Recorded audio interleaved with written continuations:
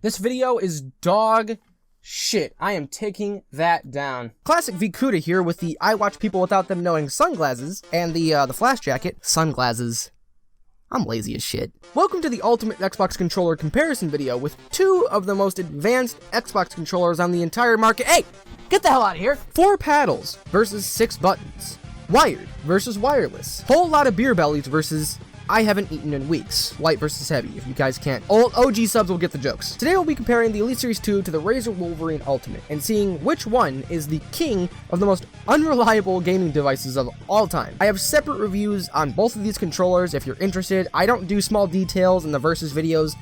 Don't have time for that shit. I also have links to these controllers themselves down below if you're interested in purchasing either of them, but I'm not gonna waste any more time. I am ready to go. We got 4 categories, 2 heavyweight champion controllers, and an absolute shit ton of toxic ass COD viewers. I am fucking ready. Let's go!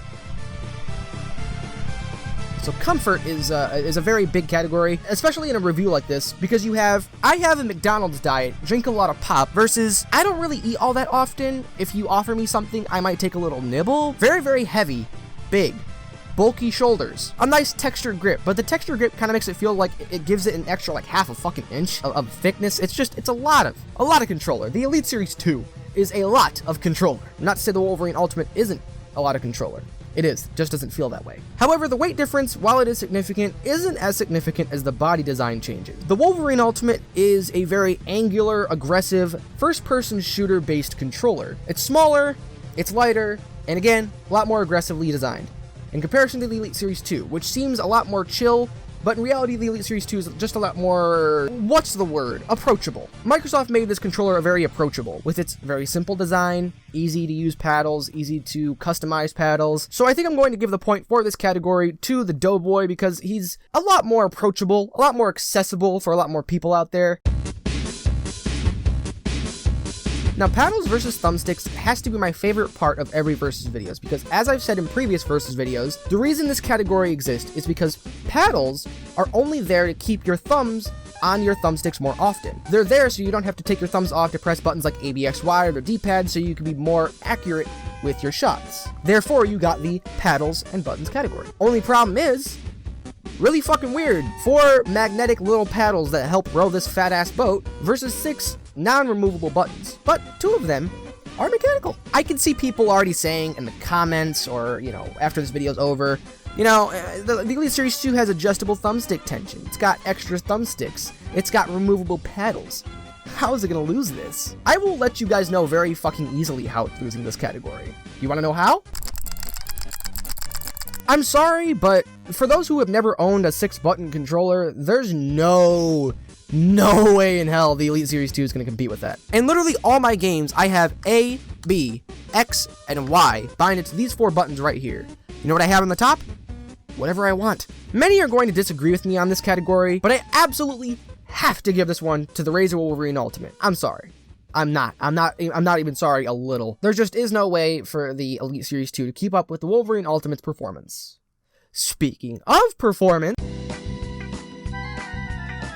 price to performance, for those who don't know, is just that. It is how much you get for how much you are paying. I would say this is a harder one, but in reality it isn't. For $180, you get the top-of-the-line customization with the most intricate software on the planet for a controller, highly customizable physical features like thumbstick tension, which is insane, magnetic sticks, of which you get more than the Razer Wolverine Ultimate, magnetic paddles, 3-way trigger stops. However, when it comes to price to performance, reliability also plays a factor. That is going to be our next and final category.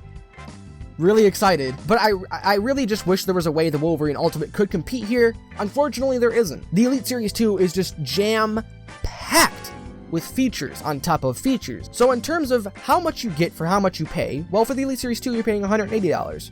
For the Wolverine Ultimate, you're paying $160. $20 difference. And with the insane amount of software customization and physical customization that makes this a lot more accessible to more people, this category will go to the Elite Series 2. But like I said, reliability plays a part in price to performance. Also, before we move on to reliability, we'd just like to say, for first-person shooters, the Wolverine Ultimate will provide you with way more price to performance than the Elite Series 2. Unfortunately, the Elite Series 2 is not reliable enough to keep up with intense shooters for long periods of time. Thank you for shopping. For those who've been subscribed to my channel for, at the very least, a couple of months, got some things to say. Actually, I don't. I'm gonna let it speak for itself. Here's my Elite Series 2 review, here's my first Elite Series 2 review, here's my first Razer Wolverine Ultimate review, all of which are based heavily in my beliefs that controllers should be more reliable, so you could probably see where this is going. The Elite Series 2 is by far, unfortunately, one of the most unreliable controllers on the entire market. You may be asking, CUDA, how is this possible? It's made by Microsoft, it's made out of the stock controllers. The problem is that the Elite Series 2 has too many features for its own good. It is so jam-packed with features that the complexity of it makes it very vulnerable to just everyday play. There was no fucking way in the entire universe the Elite Series 2 was ever gonna be able to measure up to the Razer Wolverine Ultimate in this category. Also, if you've been a sub for a while, you'll see in my old Razer Wolverine videos, I praise the shit out of Razer controllers for being the most reliable and least complained about controllers on the entire market. This really does do a lot of damage to the Elite Series 2 here, and I'm gonna have to give this point to the Razer Wolverine Ultimate. Yes, they both do offer 1-year warranties. Yes, the Razer Wolverine Ultimate does have its fair share of problems. Is it as bad as the Elite Series 2? No.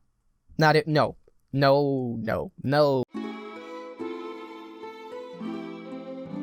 I feel like I was raw with these controllers. I was raw with my opinions, and if I'm being frank, I like both of them. I love both of them, in fact. However, they're both for two very different people, and I can't really definitively say one is better than the other. I hope that's what you guys get from this video. It all depends. It depends on what you're doing. For $20 more than the Wolverine Ultimate, you can have yourself something that is pretty well-rounded for most all games, and for $20 less than the Elite Series 2, you get something that's so shooter-focused it might as well literally be a gun. Either way, I can see you being happy with either of these controllers, which will be down in the description below. At the end of the day, everything is preference, and whatever controller you end up choosing, I sincerely hope you do enjoy. But you'll enjoy this more if you're a shooter guy. I know you guys are shooters. I see what videos you're watching. You're watching J-God.